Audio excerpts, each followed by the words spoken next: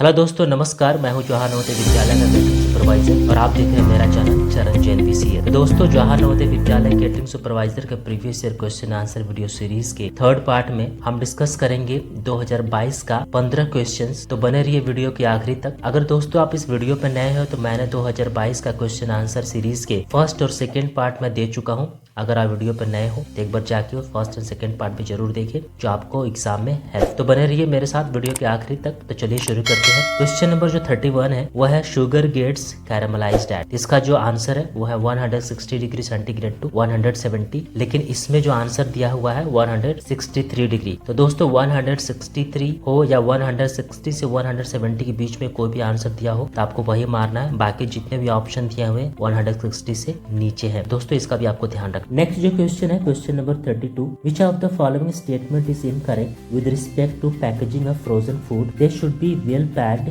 To prevent. तो दोस्तों जो फ्रोजन फूड होता है इसकी जो पैकिंग होती है इंसेक्ट और पेस्ट से बचाने के लिए नहीं करते, क्योंकि फ्रोजन फूड का जो टेम्परेचर होता है वो ऑलरेडी -18 डिग्री सेंटीग्रेड से नीचे रहता है। तो इस टेम्परेचर में इंसेक्ट तो आएंगे नहीं, इसकी सुरक्षा हम माइक्रोब, बैक्टीरिया, फंगस से बचाने के लिए। इसका जो आंसर होगा दोस्तों आंसर नंबर 3 होगा, damage by insect and pest. Next question है question number 33, rice, coconuts, fish, pork, kokum, cashews, spices and vinegar are used liberally in. इसका जो आंसर है गोवन कुजीन। इसमें सारे आइटम्स का तो नहीं दोस्तों, लेकिन एक आइटम से आप पकड़ सकते हैं इसका आंसर, जो है कोकम। कोकम जो है एक फ्रूट है जिसका टेस्ट खट्टा होता है, जो मेनली गोवन कुजीन में ही यूज होता है और इसका जो प्रोडक्शन है गोवा में ही होता है। कोकम जो है फ्रूट्स का रिलेशन गोवा से डायरेक्ट कर सकते हैं। इस तरीके से आप आंसर सही मार सकते। नेक्स्ट क्वेश्चन है question number 34, in which one of the following menu is nutritional adequacy of the meal most important? इसका जो आंसर है इंस्टीट्यूशनल कैटरिंग मेन्यूज। दोस्तों इसके बारे में मैं थोड़ा बता रहा हूँ। जो कैटरिंग मेन्यूज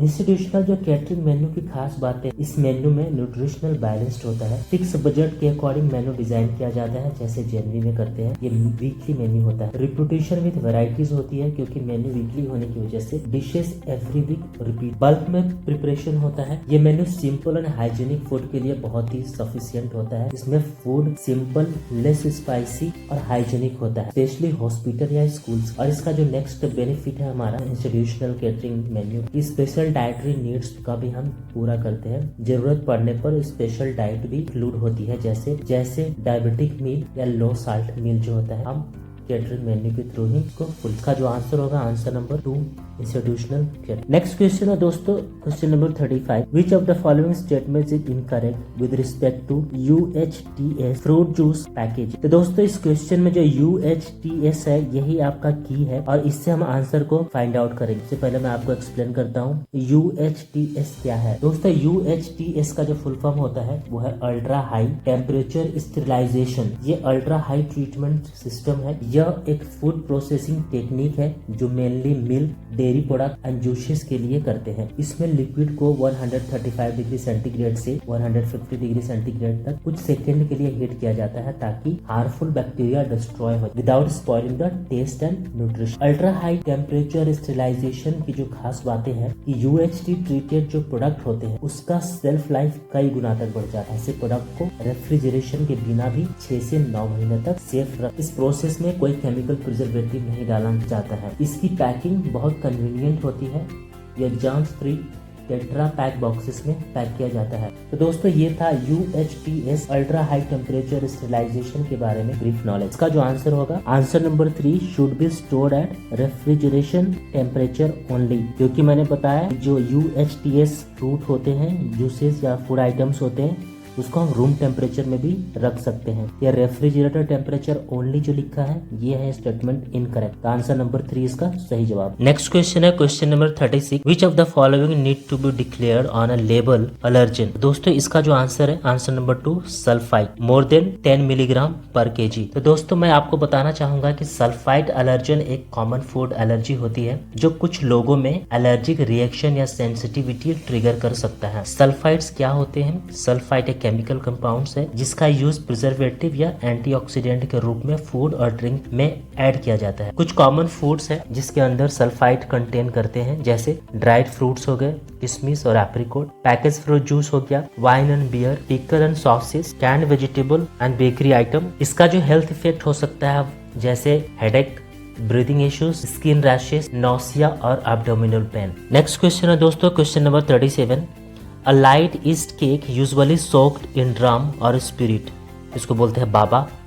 बाबा और रम का नाम सुना होगा आप लोगों ने, जिसका प्रिपरेशन रम के माध्यम से ही किया जाता है, सबने खाया भी होगा।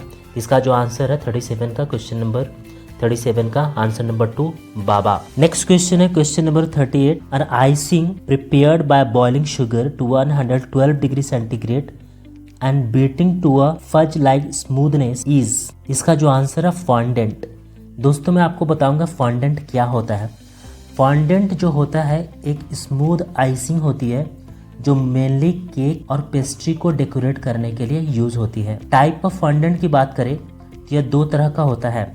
एक होता है रोल्ड फॉन्डेंट जो डो लाइक टेक्सचर देता है, जिसका यूज केक के ऊपर रोल करके कवर करने के लिए यूज होता है, जो स्मूथ और पॉलिश्ड लुक देता है। दूसरा जो होता है पॉड फॉन्डेंट, ये लिक्विड फॉर्म में होता है। इसका यूज पेस्ट्रीज या कपकेक के ऊपर ग्लेज की तरह डाला जाता है। इसका जो इंग्रेडिएंट्स है दोस्तों वो होता है शुगर, ये मेन इंग्रेडिएंट्स है, वाटर, जिलेटिन, ग्लिसरीन और समटाइम ग्लूकोज और कॉर्न सिरप का भी यूज करते हैं। तो ये था फॉन्डेंट के बारे में एक ब्रीफ नॉलेज। तो क्वेश्चन नंबर 38 का जो आंसर है वो है फॉन्डेंट। आंसर नंबर 2 करेक्ट है। नेक्स्ट क्वेश्चन है question number 39। Cutlets made with minced meat and lentils are called. Cutlets जो होता है, मिंस्ड मीट मतलब बहुत बारीक कटी हुई मांस होता है, लेंटिल्स का मतलब दाल, इन दोनों का मिक्स करने के बाद जो कटलेट्स बनाए जाते हैं उसका नाम है शामी कबाब। तो इसका प्रिपरेशन के तरीके से आप इसका आंसर फाइंड आउट। 39 का जो आंसर है 1 shami kebab, cutlets, minced meat और लेंटिल्स। नेक्स्ट क्वेश्चन है the presence of large ice crystals and frost in a package of frozen green peas indicates that. तो इसका आंसर जो है answer number 2 the package has been thawed and refrozen again. मतलब जो package है green peas का, इसको पहले पिघलाया गया और इससे दोबारा रिफ्रीज किया गया। दोस्तों मैं थोड़ा फ्रोजन पीस के बारे में ये जो कंडीशन दिया है इसको मैं थोड़ा सा आपको एक्सप्लेन करता हूँ कि फ्रोजन मटर के जो पैकेज में बड़े आइस क्रिस्टल और फ्रॉस्ट की उपस्थिति आपको ये बताता है कि पैकेट का जो टेम्परेचर है वो कांस्टेंट नहीं रहा, या पैकेट को बार बार खोला गया है या डिफ्रोस्ट और रिफ्रीज किया गया है। इसको और समझते हैं। जब फ्रीज की गई वस्तु को कुछ समय के लिए गर्म वातावरण में रखा जाता है, जैसे बिजली चली जाना या फ्रिज का बार बार खुलना, तो उसका कुछ हिस्सा पिघल जाता है। बाद में जब उसे फिर से फ्रीज किया जाता है तो पिघले हुए पानी में बड़े बड़े बर्फ के क्रिस्टल बन जाते हैं। यही क्रिस्टल और फ्रॉस्ट पैकेट के अंदर दिखाई देता है। इससे क्या होता है, इसकी जो गुणवत्ता है और स्वाद दोनों पे असर। तो इसका उत्तर है package has been thawed and refrozen again, मतलब पैकेज को पिघलाकर दोबारा रिफ्रीज किया गया। इसका क्वेश्चन नंबर 40 का जो आंसर है 2 ये करेक्ट आंसर है। नेक्स्ट क्वेश्चन है दोस्त question number 41। The finest and smoothest of all sweetening agent, demerara sugar, caster sugar, granulated sugar या आइसिंग शुगर। इसका जो आंसर है आंसर नंबर 4 आइसिंग शुगर। लेकिन दोस्तों ऑप्शन नंबर 2 में जो कास्टर शुगर दिया गया है तो थोड़ा हम आइसिंग और कास्टर शुगर दोनों को डिफ्रेंशिएट करेंगे।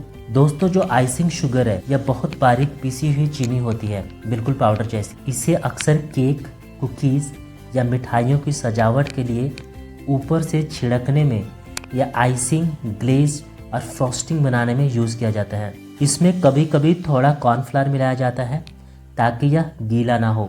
दूसरा जो है कास्टर शुगर, यह साधारण चीनी से बारीक होती है लेकिन पूरी तरह से पाउडर नहीं होती। यह जल्दी घुल जाती है, इसलिए इसे केक, कस्टर्ड, मिठाइयों और मिक्सिंग के लिए उपयोग किया जाता है। इस क्वेश्चन में ऑप्शन नंबर 1 जो है दोस्तों एक टर्म दिया गया है डेमरारा शुगर। यह क्या है? तो दोस्तों जो डेमरारा शुगर है एक प्रकार की कम प्रोसेस की हुई चीनी है जो मोटे हल्के भूरे रंग के क्रिस्टल में होती है। इसमें थोड़ा सा मोलासिस, गुड़ का अंश होता है, यह भी मौजूद होता है। इससे इसका रंग हल्का भूरा और स्वाद हल्का कैरेमल जैसा होता है। इसका जो नाम है डेमरारा इसके जगह से पड़ा है जो गुयाना, साउथ अमेरिका। यह चीनी सफेद चीनी से ज्यादा हेल्दी मानी जाती है। इसका जो आंसर है दोस्तों क्वेश्चन नंबर 41 का 4 आइसिंग शुगर ये करेक्ट आंसर है। नेक्स्ट क्वेश्चन है question number 42। Food business operator can ensure the food safety and help prevent adulteration by all of the following except. इसका जो आंसर है दोस्तों आंसर है 2।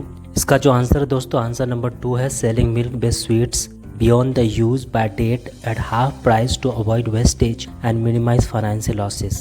दोस्तों बाकी के जो ऑप्शन है फूड सेफ्टी गाइडलाइन को फॉलो करते हैं।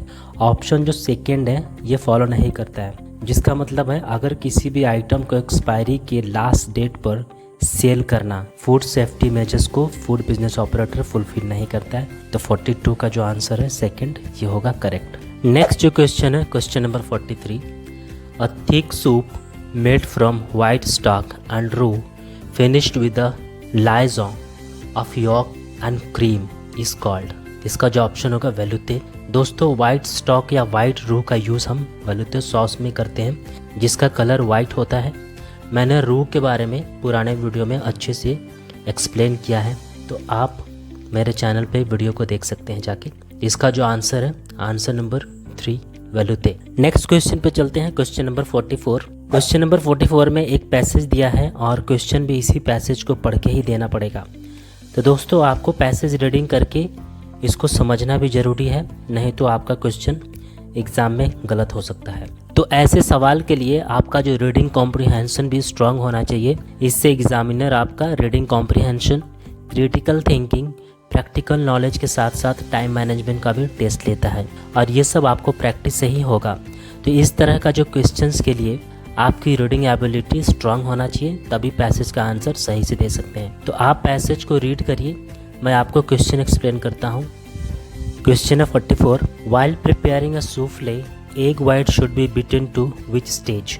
इसका जो आंसर है आपका ऑप्शन नंबर 3 स्टीव पिक्स, ये करेक्ट आंसर होगा। इसका जो आंसर है वो स्टीव पिक जो पैसेज में यहाँ पे मेंशन है। एक बार आप जो पैसेज पढ़ेंगे दोस्तों तो आपको हर एक क्वेश्चन का आंसर पैसेज में ही मिल जाएगा, आपको अलग से आंसर देने की ज़रूरत नहीं पड़ेगी, लेकिन आपको पैसेज अच्छे से समझ आना चाहिए। नेक्स्ट क्वेश्चन है question number 45, unless specified otherwise on the package frozen food should always be thawed before cooking bye. दोस्तों जो क्वेश्चन नंबर 45 है ये थॉविंग प्रोसेस के बारे में क्वेश्चन पूछा है। तो दोस्तों मैं थॉविंग प्रोसेस के बारे में थोड़ा एक्सप्लेन करता हूँ। थॉविंग प्रोसेस का जो करेक्ट मेथड है वो है फ्रोज़न आइटम को फ्रिज के निचले हिस्से में रखकर धीरे धीरे इसको थॉ पिघला सकते हैं। दूसरा जो है आइटम को प्लास्टिक में बंद करके ठंडे पानी के धार के नीचे रखें under cold running water. Third जो है माइक्रोवेव थॉविंग होता है। कुछ माइक्रोवेव में डीफ्रोस्ट मोड होता है जिससे खाना जल्दी पिघलता है, लेकिन तुरंत पकाना इसको जरूरी होता है। और थॉविंग का जो गलत तरीके हैं जो नहीं करने चाहिए वो है कि आइटम को गर्म पानी में या रूम टेम्परेचर पर किचन काउंटर पर नहीं छोड़ना चाहिए। ऐसा करने से खाना डेंजर जोन में आ जाता है जिससे बैक्टीरिया बहुत तेजी से पनप सकते हैं। इसका जो करेक्ट आंसर है दोस्तों ऑप्शन नंबर 4 है, living it in the packaged under portable running water. ये मैंने एक्सप्लेन किया, this is the correct option है और ये करेक्ट मेथड है थॉविंग के लिए। तो 45 का आंसर नंबर 4 ये करेक्ट है। तो दोस्तों इस वीडियो में बस इतना ही। मैं लेकर आऊँगा नेक्स्ट 15 सवाल previous year question answer video series के पार्ट 4 में। तो बने रहिए मेरे साथ और चैनल को सब्सक्राइब करना ना भूलें ताकि मेरे वीडियो का नोटिफिकेशन आपको मिलता रहे। मिलते हैं आपको अगली वीडियो में, तब तक के लिए नमस्कार दोस्तों।